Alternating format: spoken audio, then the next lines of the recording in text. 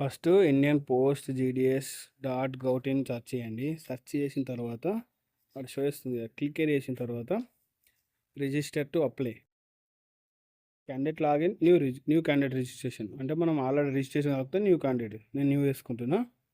దీనిలో మీ phone number plus మీ ఏదైతే ఉందో మెయిల్ ఐడి ఈ రెండు ఇచ్చేసి ఓటీపీ సెండ్ చేయండి. సెండ్ ఓటీపీ చేశాక ఫస్ట్ మీ మొబైల్కి వచ్చిన ఓటీపీ ప్లస్ మీ మెయిల్కి వచ్చిన ఓటీపీ. మెయిల్లో కొన్నిసార్లు ఇన్బాక్స్గా రాకపోవచ్చు, స్పామ్లో లేకపోతే ఇంపార్టెంట్లో రావచ్చు. సో ఈ రెండిట్లో సెర్చ్ చేసి ఏదైతుందో రిక్వైర్ ఓటీపీ కొట్టండి. మొబైల్ వెరిఫైడ్ అయిపోయింది. ఇప్పుడు ఈమెయిల్ వెరిఫై చేసిన తర్వాత నెక్స్ట్ సబ్మిట్ చేయాలి. నెక్స్ట్ తీసుకున్న తర్వాత అప్లికేషన్ నేమ్ మా పూర్తి పేరు సర్నేమ్తో సహా పూర్తి పేరు కొట్టండి, స్పెల్లింగ్ మిస్టేక్ లేకుండా. దాని తర్వాత డేట్ ఆఫ్ బర్త్, మీకు ఏదైతే ఎస్ఎస్సి మెమోలో డేట్ ఆఫ్ బర్త్ ఉందో ఆ డేట్ ఆఫ్ బర్త్ సెర్చ్ చేయండి. దాని తర్వాత జెండర్ మేలా ఫీమేలా అది పెట్టేసేయండి. తర్వాత ఫాదర్ నేమ్ కూడా ఫుల్గా ఇవ్వండి. Surname first, next father name same like SSC మెమోలో ఎలా ఉందో అలా. దాని తర్వాత మదర్ నేమ్ కూడా సేమ్ అలా ఇవ్వండి, ఓకేనా. దాని తర్వాత కమ్యూనిటీ ఓబీసీ అయితే ఓబీసీ, ఎస్సీ అయితే ఎస్సీ, ఎస్టీ అయితే ఎస్టీ. క్యాజువల్గా అయితే బీసీబీ జనరల్ వాళ్ళు ఓబీసీ సెలెక్ట్ చేసుకుంటే సరిపోద్ది. ఓబీసీ సెలెక్ట్ చేసుకొని కంప్లీట్ రిజిస్ట్రేషన్ చేయండి. ఇప్పుడు వచ్చిన ఇదిని కాపీ చేసుకోండి. లేదు అంటే మనం ఏదైతే రిక్వైర్ మొబైల్ నెంబర్ ఇచ్చినామో దానికి అది వెళ్ళిపోతుంది. సో ఇప్పుడు మనం క్యాండిడేట్ లాగిన్ 5 అటెంప్ట్స్ కన్నా ఎక్కువ తెస్తే మనది బ్లాక్ అవుద్ది టుడే. సో ఎక్కువ అన్యూజ్ చేయకండి. మన ఫోన్కి యూజర్ ఐడి ఉన్న పాస్వర్డ్ వస్తుంది, అది మల్టిపుల్ వస్తుంది. ఆ యూజర్ ఐడి ఏదైతే ఉందో ఆ యూజర్ ఐడి ప్లస్ పాస్వర్డ్ వచ్చిన పాస్వర్డ్ని దీనిలో టెక్స్ట్ చేయండి. ఫోన్లో వస్తుంది, ఒక కొంచెం 10 మినిట్స్ అట్లా టైం తీసుకుంది, కొన్నిసార్లు లేట్ కావచ్చు, సర్వర్ ప్రాబ్లమ్ ఉండి డిలే అవ్వద్ది. సో ఏదైతే వచ్చిన పాస్వర్డ్తో లాగిన్ అయ్యండి. లాగిన్ అయిన తర్వాత మన మొబైల్ నెంబర్కి ఓటీపీ పోతుంది. ఏదైతే ఓటీపీ వస్తుందో ఆ ఓటీపీ స్టిక్ చేయండి. సర్వర్ ప్రాబ్లంలో డిలే కావచ్చు, మీరు వెంటనే ప్యానిక్ అయిపోయి రీసెండ్ చేయకండి, క్యాన్సిల్ చేయకండి. కొంచెం టైం తీసుకొని వెయిట్ చేయండి. చాలా ఇది పోస్ట్ ఆఫీస్ పెద్ద పోస్ట్లో కాబట్టి చాలా సర్వర్ డౌన్ ఉంటుంది. మ్యాక్సిమం మార్నింగ్ టైం ప్రిఫర్ చేస్తాం, morning time, afternoon time. So login verify చేసిన తర్వాత అప్లికేషన్ ఏది ప్రజెంట్ మనకు గ్రామీణ డక్ సేవా జీడిఎస్ ఆన్లైన్ ఎంగేజ్మెంట్ షెడ్యూల్ 1 ఉంది కదా, దాన్ని అప్లై చేయండి. దానిలో నోటిఫికేషన్ సెలెక్ట్ చేసుకోండి.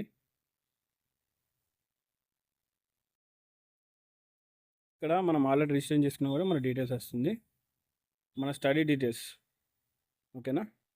మనం మ్యారీడా అన్మ్యారీడా, ఫిజికల్ హ్యాండిక్యాపా కాదా, ఎంప్లాయ్మెంటా. సో మనం మ్యారీడ్ అయితే మ్యారీడ్, అన్మ్యారీడ్ అయితే అన్మ్యారీడ్, ఎంప్లాయ్ అయితే ఎంప్లాయ్, లేకపోతే నాన్ ఎంప్లాయ్. ప్లస్ మన ఫిజికల్ హ్యాండిక్యాప్డ్ కాదు కాబట్టి నో. సో మన ప్రజెంట్ డీటెయిల్స్, మన హౌస్ నెంబర్, ప్రజెంట్ ఉన్న అడ్రస్ డీటెయిల్స్, అవన్నీ డీటెయిల్స్ ఇచ్చేయండి. నేను ప్రజెంట్ ఉన్న డీటెయిల్స్ని ఫిల్ చేస్తున్నా, మీరు ప్రజెంట్ ఆధార్ కార్డులో మీ ప్రజెంట్ ఉన్న డీటెయిల్స్ ఫిల్ చేయండి. ఫిల్ చేసిన తర్వాత మీ పిన్ కోడ్ ఇవ్వండి. మీ పిన్ కోడ్ ఇవ్వడంలోనే ఆటోమేటిక్గా డీటెయిల్స్ వస్తుంది, డిస్టిక్, మండలం ఆటోమేటిక్గా ఫిల్ అయిపోద్ది.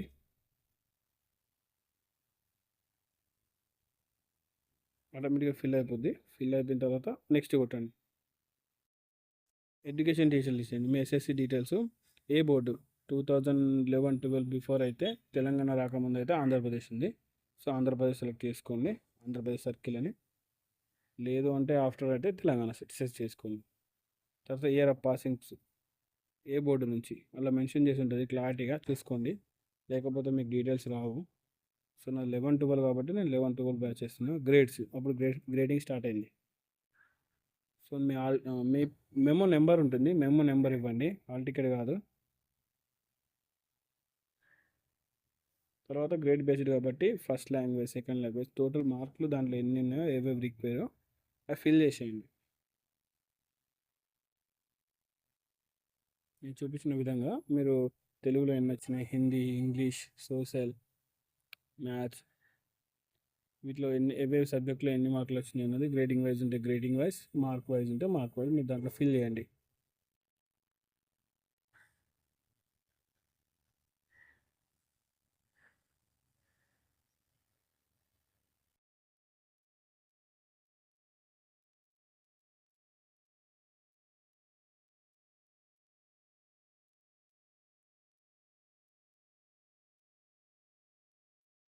స్టేట్స్ వైజ్ ఫిల్ చేసిన తర్వాత ఒకవేళ మీకు జీపీఏ స్కోర్ ఉంటే జీపీఎల్ ఫిల్ చేయండి అక్కడ డాటా క్యాజువల్గా జీపీ.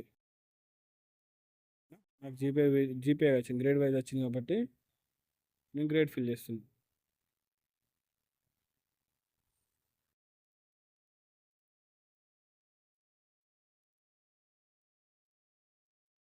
తర్వాత నెక్స్ట్ సబ్మిట్ చేయండి, సేవ్. దాని తర్వాత మీరు ఏ సర్కిల్ అంటే మీరు ఏ డిస్టిక్లో ఉన్నారు, తెలంగాణ, ఓకే. డివిజన్ ఏంటిది, మీరు ఏ మండల్, ఏ స్టేట్, సారీ ఏ state, Telangana state, okay. So దాంట్లో డిస్టిక్ ఏది, నా డిస్టిక్ అయితే కరీంనగర్. సో కరీంనగర్ రిక్వైర్డ్ నాకు ఏదైతే దగ్గర ఉంటుందో దాంట్లో నేను ప్రిఫరెన్స్ వైజ్ 19 ఏంటిది మా డిస్టిక్లో అవైలబుల్ ఉంది. డిస్టిక్లో 19 ప్లేసెస్లో అవైలబుల్ ఉంది. సో కరీంనగర్లో నేను 19 ప్లేసెస్లో నాకు ఏ నియర్ బై ఉందో ఫస్ట్ సెకండ్ ప్రిఫరెన్స్ ఇచ్చుకుంటూ, మీకు ఫస్ట్ సెకండ్ అనుకున్నా 1 బై 1 చూజ్ చేసుకుంటూ పోతాం. ప్రిఫరెన్స్ ఫస్ట్ ఇవ్వాలి, ఏదైతే ఫస్ట్ ఇస్తారో దానికి ఫస్ట్ ప్రిఫరెన్స్ ఉంటుంది. సో మీరు నెంబర్ వైజ్ కొట్టుకుంటా ఫస్ట్ సెకండ్ మీకు ఏదైతే నియర్ బై ఉంటుందో దాంట్లో మీరు ఫస్ట్ సెకండ్ ప్రిఫరెన్స్ ఇచ్చుకుంటూ ముందుకెళ్ళండి. క్యాజువల్గా నేను ఎలా చేస్తున్నా సేమ్ మీరు అలా ఫిల్ చేసుకోండి, ఫస్ట్ సెకండ్ ప్రిఫరెన్స్ ఇచ్చుకుంటూ.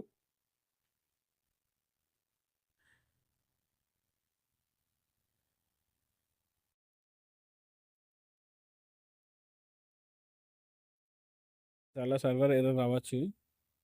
సో మీరు ఆటోమేటిక్ లాగౌట్ అయిపోయినా లాగౌట్ అయినా కూడా మీరు మళ్ళీ మీ మొబైల్ నెంబర్కి వచ్చిన యూజర్ ఐడి టు పాస్వర్డ్ దాంతో లాగిన్ కాండి. ఫర్గెట్ పాస్వర్డ్ కొడితే రావట్లేదు, సర్వర్ ఇష్యూ అది మరి తెలియట్లేదు, కానీ ఫర్గెట్ పాస్వర్డ్ కొడితే కొన్నిసార్లు రావట్లేదు. సో మీ ఫోన్కి ఏదైతే పాస్వర్డ్ వస్తుందో దాన్ని జాగ్రత్తగా అదే టైప్ చేయండి.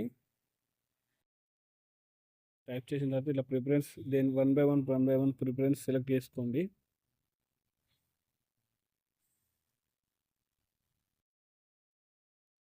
అయితే నాకు దగ్గర ఉన్నాయని ప్రిఫరెన్స్ సెలెక్ట్ చేసుకుంటున్నాను.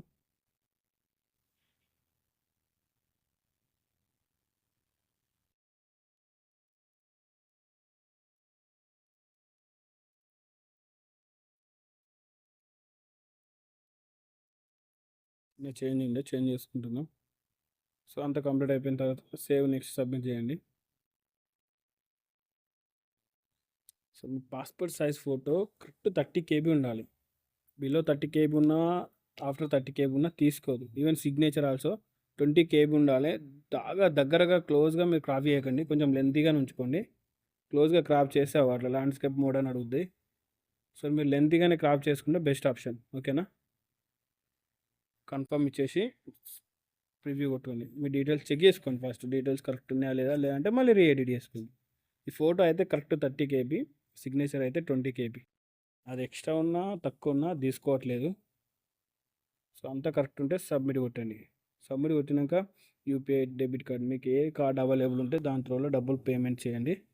సో యూపీఐ కొన్నిసార్లు ఇష్యూ వస్తుందని నేను డెబిట్ కార్డ్ త్రోలో అమౌంట్ పే చేసా. మీ debit card details, expiry details, card name, year, ఇవన్నీ డీటెయిల్స్ ఫిల్ చేసిన తర్వాత 1 టైం ఓటీపీ తీసుకోండి.